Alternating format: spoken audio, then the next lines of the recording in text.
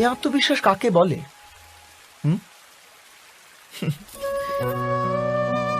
যখন মানুষ বিশ্বাস করে যে জীবনের সংঘর্ষ তাকে দুর্বল করে তোলে, তখন তার নিজের উপর বিশ্বাস থাকে না।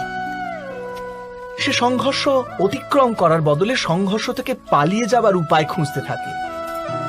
কিন্তু যখন সে বুঝতে পারে যে এই সংঘর্ষ তাকে অধিক শক্তিশালী করে তোলে, ঠিক যেমন ব্যায়াম করলে দেহের শক্তি বৃদ্ধি পায়, তখন প্রত্যেক সংঘর্ষের সাথে তার উৎসাহ বৃদ্ধি পায়। অর্থাৎ আত্মবিশ্বাস আর কিছুই নয়, মনেরই এক স্থিতি, জীবনকে দেখার এক দৃষ্টিকোণ মাত্র। আর দৃষ্টিকোণ তো মানুষের নিজেরই অধীনে থাকে, তাই না? স্বয়ং বিচার করুন।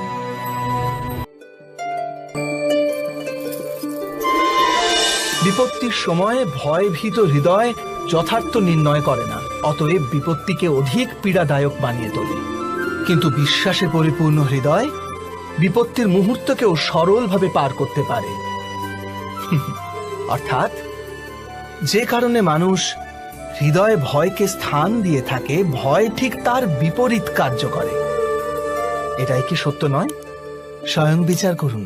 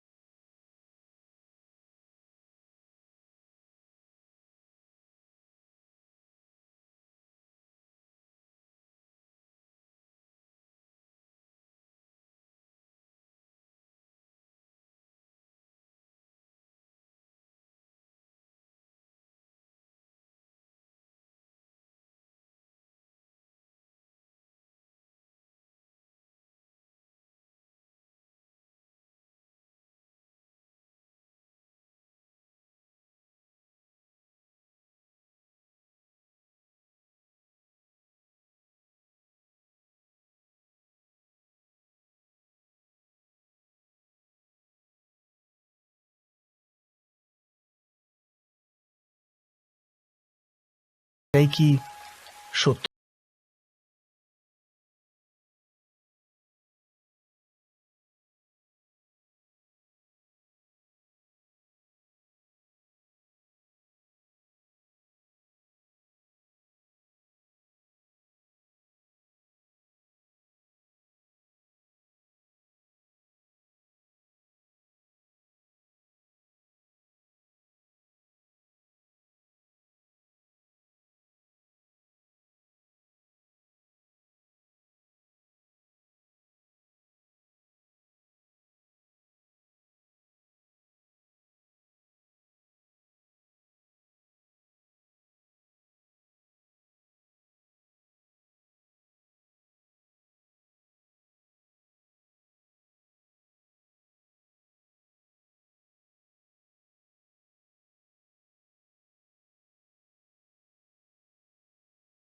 বিচার অবশ্যই করবেন।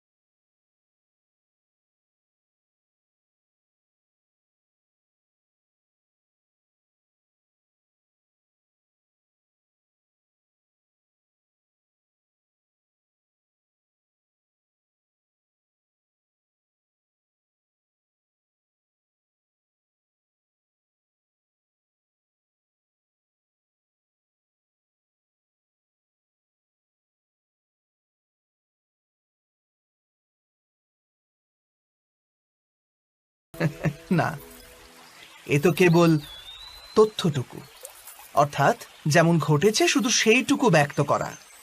এ সামান্য ব্যাপার। কিন্তু কখনো কখনো সেই তথ্যটুকু বলতে গিয়েও ভয় হতে থাকে। কখনো আবার অন্য ব্যক্তি কি ভাববে সেই দুশ্চিন্তা হয় মনে। অন্য কারো দুঃখ হবে এই ভয়টাও সত্যকে আটকায়। তবে এই সত্য কাকে বলে আমরা কি কখনো বিবেচনা করেছি? যখন ভয়কে তুচ্ছ করেও কোনো তথ্য বলে দেওয়া হয়, তবে তাকে সত্য বলা হয়। বাস্তবে সত্য আর কিছুই না, কেবল নির্ভীকতারই অপর নাম। আর নির্ভীক হওয়ার কোনো সময় হয় না, কারণ নির্ভীকতা আত্মারই এক স্বভাব। অর্থাৎ অর্থাৎ জীবনের প্রত্যেকটি ক্ষণই সত্য বলার ক্ষণ নয় কি?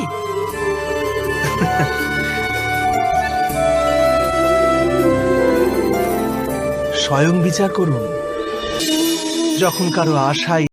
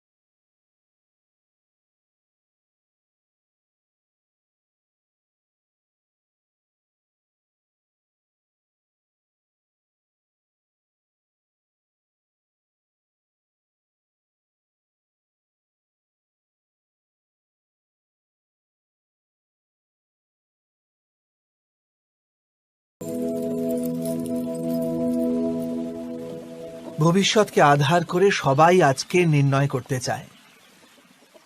ভবিষ্যতে সুখ লাভ হবে, ভবিষ্যৎ সুরক্ষিত হবে, এমন নির্ণয় আজ করার প্রয়াস করতে থাকে সবাই। আপনি নিজের জীবনেই দেখুন, আপনার অধিকতর নির্ণয়ের মূলে ভবিষ্যতের চিন্তা থাকে না। আর কেনই বা হবে না? নিজের জীবনকে সহজ ও সুখময় বানিয়ে তোলার প্রচেষ্টা করার অধিকার সবার আছে। কিন্তু ভবিষ্যৎ তো কেউ জানে না, কেবল কল্পনাই করা যেতে পারে। তবে জীবনের সমস্ত গুরুত্বপূর্ণ নির্ণয় কল্পনার উপর নির্ভর করেই আমরা করি। এই নির্ণয় করার কোনো তৃতীয় পথ হতে পারে? বিবেচনা করুন, সমস্ত সুখের আধার ধর্ম, আর সেই ধর্ম মানুষের হৃদয়ে স্থাপিত। অতএব প্রত্যেক নির্ণয়ের পূর্বে স্বয়ং নিজের হৃদয়কে প্রশ্ন অবশ্য করে নিন যে এই নির্ণয় স্বার্থ থেকে জন্মেছে না ধর্ম থেকে। এটুকুই কি যথেষ্ট নয়? ভবিষ্যতের বদলে ধর্মের বিচার করলে কি ভবিষ্যৎ অধিক সুখময় হয়ে উঠবে না? স্বয়ং বিচার করে দেখুন, মানুষ যখন তার অপরাধে দণ্ড ভোগ করে তখন হতে পারে সেই ন্যায় বিচারে তার মনে কষ্ট হয়। প্রশ্ন ওঠে তার হৃদয়ে যে যখন সে অপরাধ করেছিল তখন সে ভিন্ন ব্যক্তি ছিল, তারপর সে অনেক অনেক অনুতাপ করেছে, নিজেকে এত পরিবর্তন করেছে, তবু সে দণ্ড কেন পাবে? কিন্তু যেখানে আঘাত আছে সেখানে প্রত্যাঘাতও থাকবে। যেমন কর্ম তেমনি ফল। যদি কাউকে স্নেহ দাও তবে সুখ লাভ হবে, যদি কাউকে হত্যা করো তবে মৃত্যুদণ্ড পাবে। যেমন কার্য তেমনি ন্যায় হয়। তবে কি প্রায়শ্চিত্ত বা অনুতাপের কোনো মূল্য নেই? আছে, অবশ্যই মূল্য আছে। প্রায়শ্চিত্ত অনুতাপ মানুষকে অন্তর থেকে বলবান করে তোলে, আসন্ন শাস্তিকে গ্রহণ করার জন্য মানুষকে প্রস্তুত করে। অর্থাৎ প্রায়শ্চিত্ত না করে দণ্ড স্বীকার করার কোনো মূল্য আছে? স্বয়ং বিচার।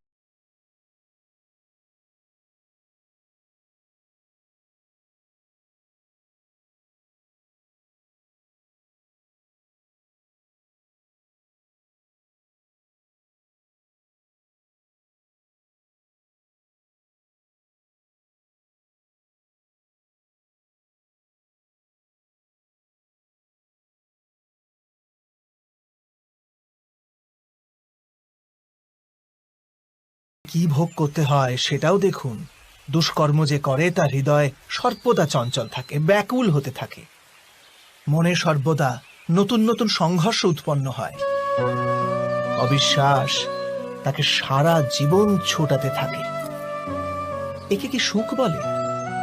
যে ব্যক্তি ধর্মের পথে চলে, সর্বদা সুকর্মে রত থাকে, সৎ চরিত্র ব্যক্তির হৃদয় সর্বদা শান্ত থাকে।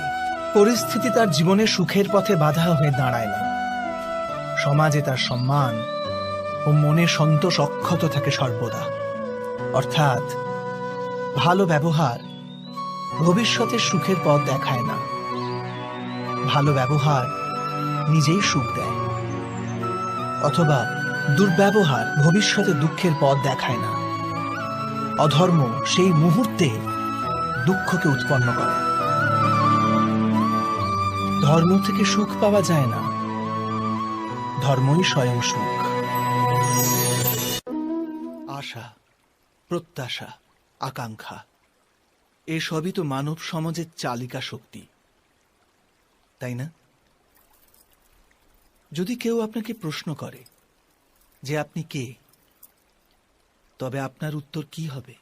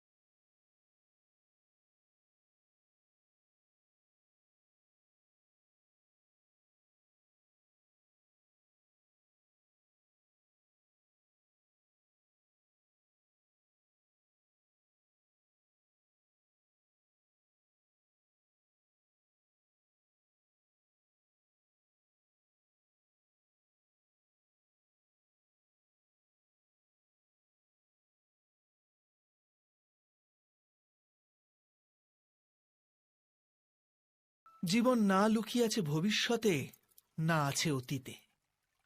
জীবনের হদিশ তো আছে এই ক্ষণে, অর্থাৎ এই মুহূর্তের অনুভবেই রয়েছে জীবনের অনুভব। কিন্তু আমরা সব জেনে বুঝেও এটুকু সত্য মেনে নিতে পারি না। হয় আমরা পুরনো স্মৃতি দিয়ে নিজেদের ঘিরে বসে থাকি, অথবা আগামী সময়ের জন্য পরিকল্পনা করতে থাকি। আর জীবন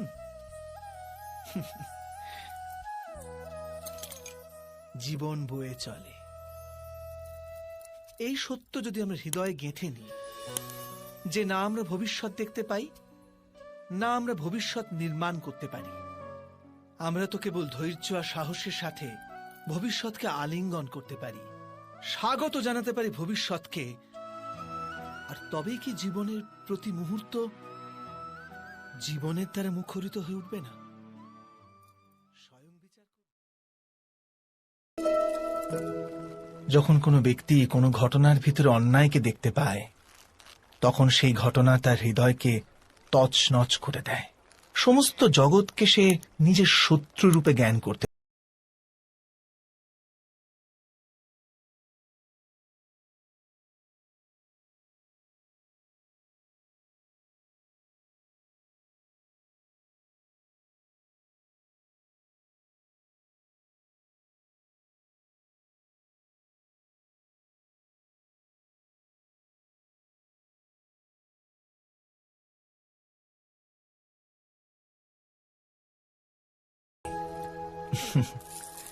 কিন্তু এই ন্যায় কাকে বলে?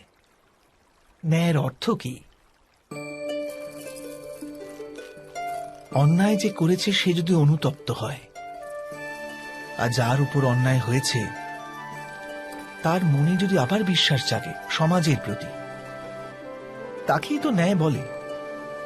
কিন্তু যার হৃদয়ে ধৈর্যের স্থান নেই, সে ন্যায়ের পথ ছেড়ে দ্বন্দ্ব আর প্রতিশোধের পথ বেছে নেয়।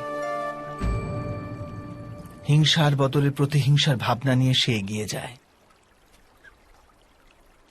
স্বয়ং যা পীড়া ভোগ করেছে তার চেয়ে অধিক পীড়া অপরকে দেবার প্রয়াস করে। আর এই পথে চলতে গিয়ে অন্যায় যার উপর হয়েছে সেই স্বয়ং অন্যায় করে ফেলে। শীঘ্র সে অপরাধী হয়ে যায়। অর্থাৎ ন্যায় আর প্রতিশোধের মধ্যে খুব ক্ষুদ্র ফারাক থাকে, আর সেই ফারাকের নামই হল ধর্ম। এটা কি সত্য নয়? স্বয়ং বিচার করুন।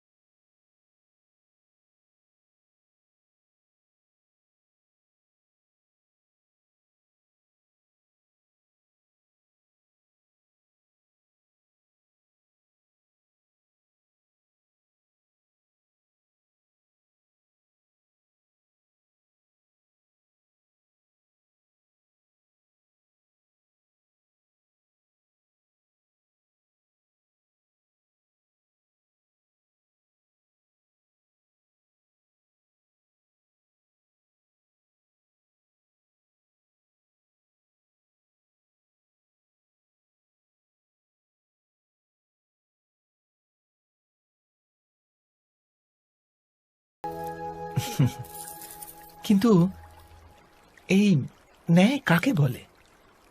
ন্যায়ের অর্থ কি?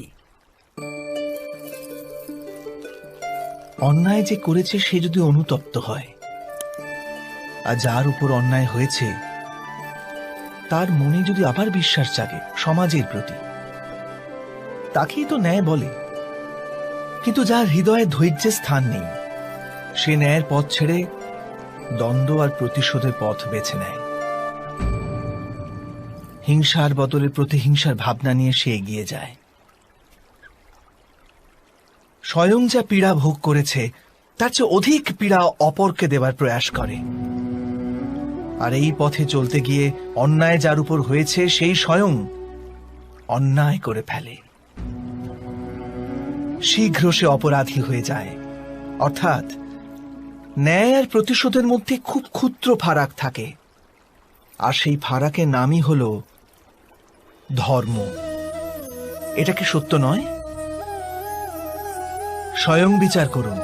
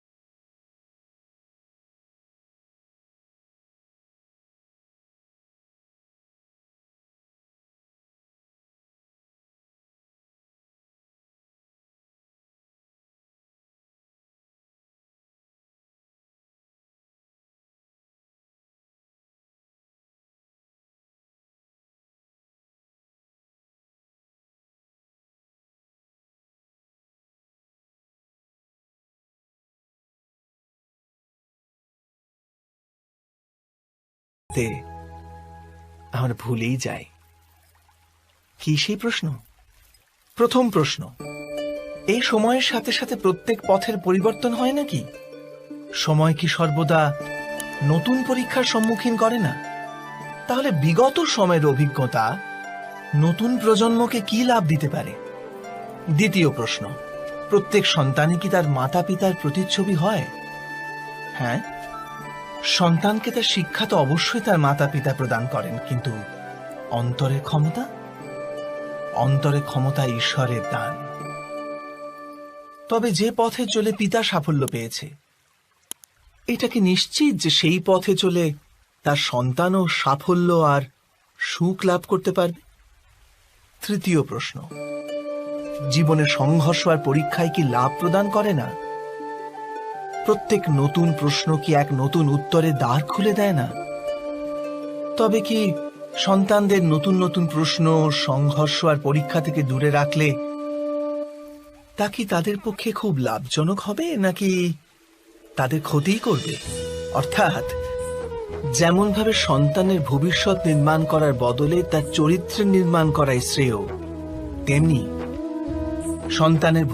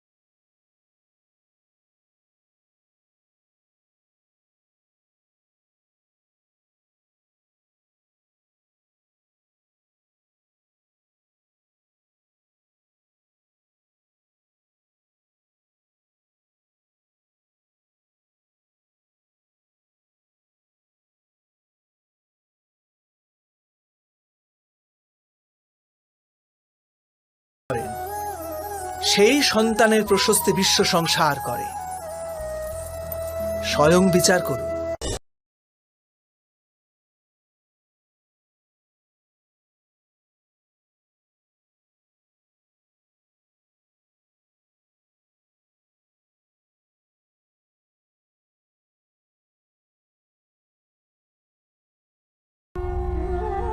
যে সাংখ্য জ্ঞান প্রাপ্ত করে নেয় সে এটি জানতে পারে যে সে শরীর নয়, কেবল এক আত্মা মাত্র। শরীরের ভোগ আর অনুভব কেবল মৃত্যু পর্যন্ত, অর্থাৎ বাস্তবিক নয়, কেবল মায়া মাত্র। তার নিকট কর্মযোগী হওয়া সরল হয়ে যায়। কিন্তু মাধব, যদি কার্যেই বন্ধন সুনিশ্চিত হয় তাহলে সংসার ত্যাগ করে সন্ন্যাস নেওয়া উচিত নয়? এই চিন্তাধারারই পরিণাম স্বরূপ আজ এই যুদ্ধ ঘটছে পার্থ।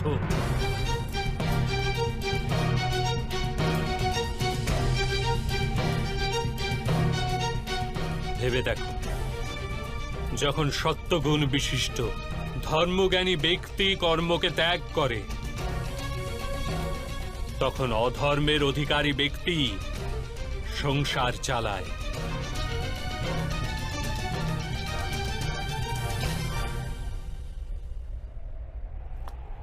যদি মহামহিম সংসারকে পরিত্যাগ না করতেন তবে অধর্ম এত বৃদ্ধি পেত না।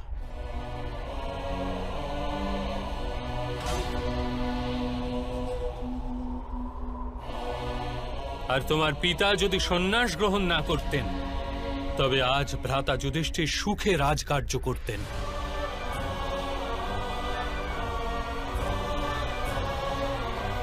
আর নিজের প্রজাদের ন্যায় ও ধর্মের জ্ঞান দান করতেন। কিন্তু এটি দুঃখজনক কথা পার্থ, যে সত্যগুণের অধিকারী ব্যক্তি সংসারকে লাভ দিতে পারে, কিন্তু সেই সন্ন্যাসের কথা চিন্তা করে।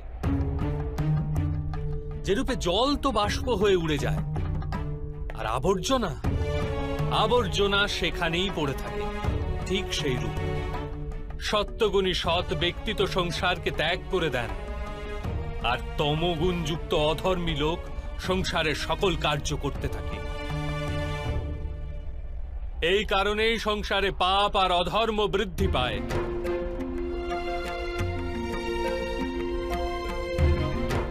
কিন্তু কর্মযোগ এই বিচিত্র পরিস্থিতিতে সমগ্র সংসারকে রক্ষা করে। কর্মযোগী ফলের আশা ত্যাগ করে, কিন্তু কর্মকে ত্যাগ করে না। সেই সংসারেই বসবাস করে সন্ন্যাসীর ন্যায়, সমস্ত কার্য করে, কিন্তু তাতে লিপ্ত হয় না। কর্মযোগী নিজের সন্তানের থেকে, স্বজনের থেকে, নিজের প্রজার থেকে কোনো আকাঙ্ক্ষা অথবা আশা রাখে না। স্বয়ং তার সন্ন্যাসের লাভ হয়, কিন্তু সমাজকে সংসারের ন্যায় লাভ প্রদান করে। মানুষ নিজের সন্তানের সুখের জন্য শ্রম করে মাধব, নিজের সন্তানের নিকট সুখের আশা করবে না। মানুষ নিজের সন্তানের জন্য যাই করে থাকে, তা কি ব্যবসা নাকি প্রেম পার্থ? প্রেম মাধব। তাহলে নিজের কার্যের প্রতি ফলের আশা কেন পার্থ? ভবিষ্যতের লাভ তো ব্যবসায় দেখা হয়, প্রেমে নয়। যে মানুষ নিজের সন্তানের চরিত্র নির্মাণ উচিত রূপে করে, সন্তানদের প্রেম ও ধর্মের সংস্কার দিয়ে থাকে, তার সন্তানেরাও তাকে প্রেম ও সুরক্ষা অবশ্যই দেয়।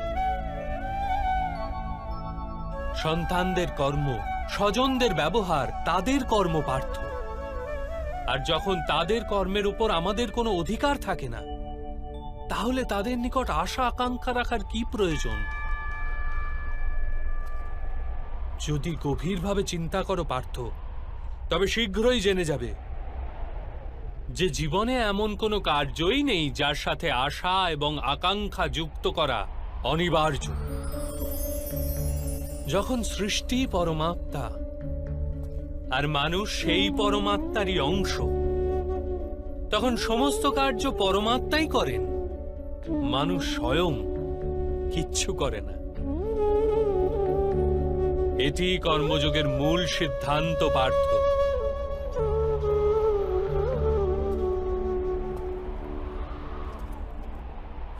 তোমাকেও কর্মযোগী হয়ে এই যুদ্ধে অংশগ্রহণ করতে হবে পার্থ। ত্রেগুণিয়া বিশ্বা বেদা নিস্ত্রেগুণো ভবার্জুন নির্দ্বন্দ্ব নিত্য সত্ত্বস্থ নির্যোগ ক্ষেম আত্মবান। তিনটি গুণ পরিত্যাগ করে নির্গুণ হয়ে যাও পার্থ। এই দ্বন্দ্ব থেকে মুক্ত হয়ে যাও।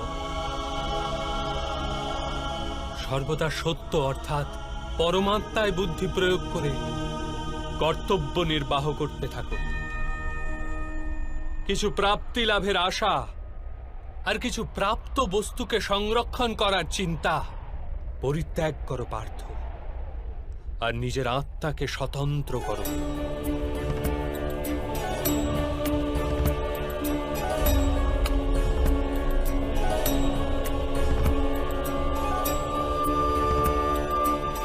স্মরণে রেখো পার্থ,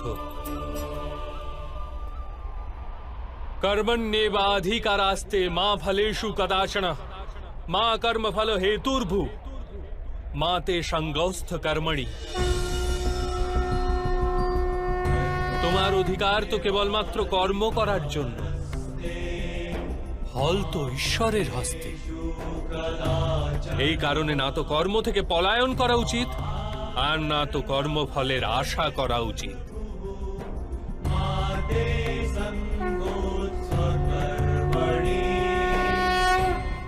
তাহলে ফলের আশা ত্যাগ করবে, কিন্তু কর্ম পরিত্যাগ করবে না। এরূপ কর্মযোগীকে কি রূপে চেনা যায় মাধব? विषया विनिवर्तन्ते निराहारस्य देहिन रसवर्जं रसयापस्य परं दृष्ट्वा निवर्तते। শোনো পার্থ, যে স্বাদ থেকে মুক্তি পাওয়ার জন্য আহারকেই ত্যাগ করে, বাস্তবে তার মন থেকে স্বাদের লালসা কখনোই যায় না। তার দু প্রকারের হানি হয়। প্রথমত, সে দুর্বল হয়ে পড়ে, যার কারণে পরমাত্মাকে প্রাপ্ত করার জন্য যে প্রচেষ্টা অনিবার্য তা সে করতে সক্ষম হয় না। আর দ্বিতীয়ত, সর্বদাই তার মন স্বাদ গ্রহণের লালসায় পূর্ণ থাকে। এই হেতু আহার ত্যাগের চেয়ে উত্তম কার্য স্বাদ গ্রহণের লালসাকেই ত্যাগ করে ফেলা। কর্মযোগী নিজের মনের সমস্ত লালসাকে নিষ্কাশন করে, জীবনকে কর্তব্য গণ্য করে কার্য অবশ্যই করে, সেই কার্যে আবদ্ধ হয় না। অর্থাৎ যে ব্যক্তি নিজের কার্য থেকে আশা আর আকাঙ্ক্ষা রাখে না, তারই কার্য পূর্ণ হয়। একবার বিফল হয়েও যার মন টলে না, একবার সফল হয়েও যে ব্যক্তি নিজেকে সর্বশ্রেষ্ঠ গণ্য করে না, এইরূপ ব্যক্তিকেই কর্মযোগী বলা হয়। আর এইরূপ ব্যক্তি জীবনে বারংবার সফল হয়।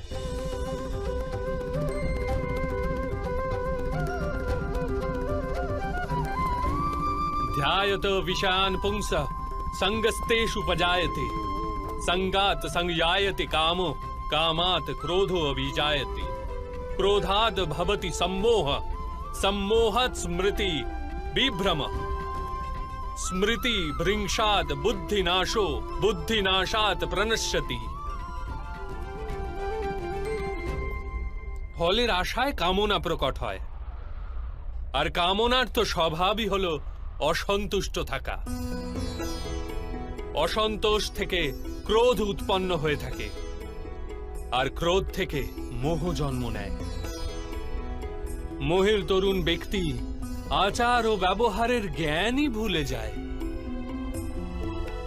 জ্ঞান ভুলে গেলে বুদ্ধি চলে যায়, অনুচিত প্রকারের কার্য করতেই থাকে, আর সমাজ এরূপ ব্যক্তির শত্রু হয়ে পড়ে। আর অন্তিমে এরূপ মানুষের পূর্ণতার পতন ঘটে।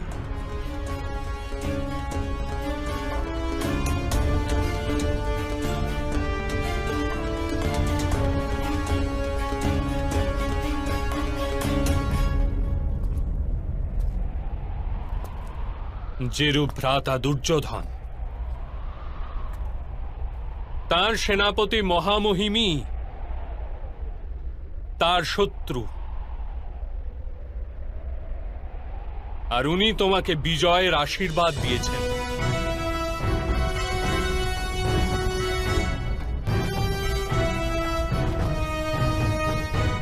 পার্থ, কর্মযোগ ব্রহ্মবিদ্যার দ্বিতীয় পদক্ষেপ। পরমাত্মায় নিজের বুদ্ধি স্থির করো, স্বয়ংকে আত্মা রূপে চেনো, মিথ্যা বন্ধন থেকে মুক্ত হয়ে যাও, আর ফলের আশা পরিত্যাগ করে কেবল কর্ম করতে থাকো। নিজের বুদ্ধিকে পরমাত্মায় স্থির করে কর্মযোগী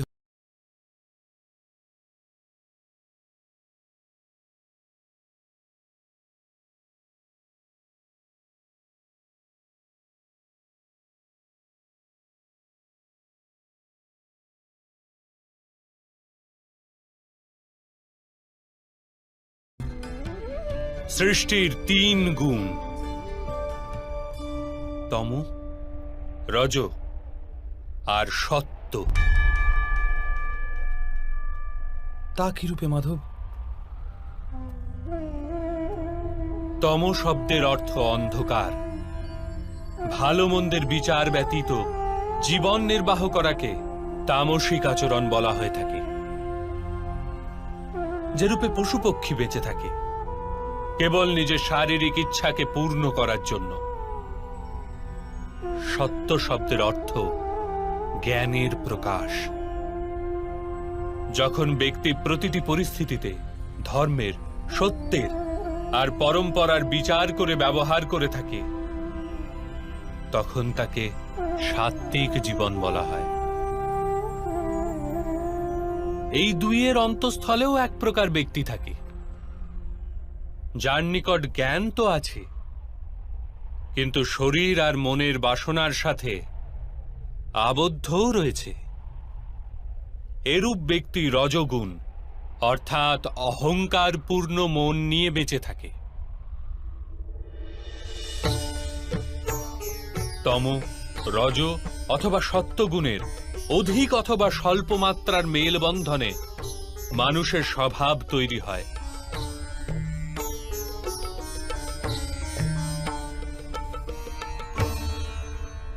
সামনে দেখো পার্থ, এদের সবার মধ্যে তুমি কোন গুণ দেখতে পাচ্ছ?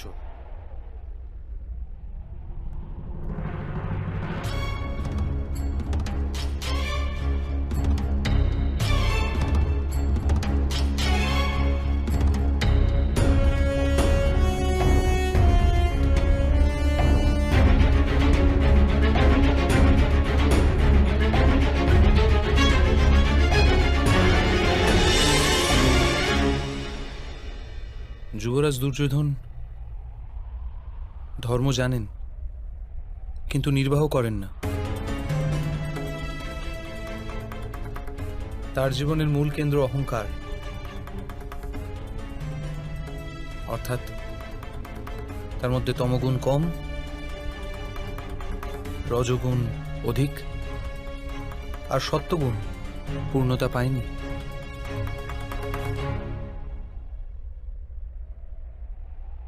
আর এদিকে রাজকুমার দুঃশাসন, উনি সর্বদাই নিজের জ্যেষ্ঠ ভ্রাতার আদেশ পালন করেছেন নির্বিচারে, অর্থাৎ এর মধ্যে কেবল তমগুণ। মহামহিমকেও দেখো পার্থ, সত্যর সাথে তমর মিলন। অহংকার নেই এনার, কিন্তু পুরাতন ধর্ম, পুরাতন পরম্পরা আর প্রতিজ্ঞার দ্বারা আবদ্ধ। আবশ্যকতা হওয়া সত্ত্বেও নিজের প্রতিজ্ঞা ভঙ্গ করতে পারেন না। কুরুদ্রোণকে দেখো, জ্ঞান আর অহংকার দুইই আছে। জ্ঞান তো মানুষকে মুক্তি দান করে, কিন্তু এনার অহংকার এনাকে মুক্ত হতে দেয় না।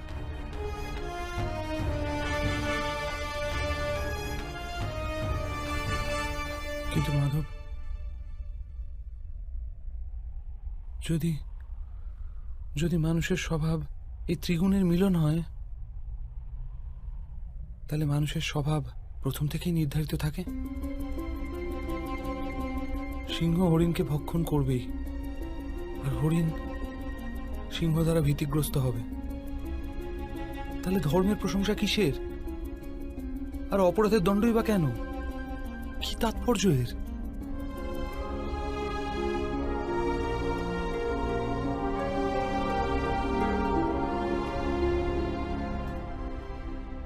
উত্তম প্রশ্ন করেছ পার্থ, কিন্তু প্রথমে মানুষ আসলে কি সেটা জেনে নাও। মানুষ কেবল পঞ্চমহাভূত নয়, পঞ্চ পদার্থও নয়, পঞ্চ জ্ঞানেন্দ্রিয়, পঞ্চ কর্মেন্দ্রিয় তথা 3 গুণ, এরূপ 23টি বস্তুর মিশ্রণও নয়। মানুষের চলাফেরা তথা কার্য করার হেতু শক্তির আবশ্যকতা হয়ে থাকে, আর শক্তিকে চেতনা বলা হয়। তাহলে মাধব, মানুষ কি শুধুই চেতনা? না পার্থ, মানুষের চেতনার সাথে ওই 23টি বস্তুর সংমিশ্রণের নাম প্রকৃতি। 24টি বস্তুতে প্রস্তুত মানুষ নামক যন্ত্রে বসবাস করে পুরুষ, অর্থাৎ পরমাত্মার অংশ। তাকেই আত্মা বলা হয়। যখন প্রকৃতি আর পুরুষের মেল বন্ধন হয়, অর্থাৎ যখন পরমাত্মার অংশ আত্মা হয়ে দেহে বসবাস করে,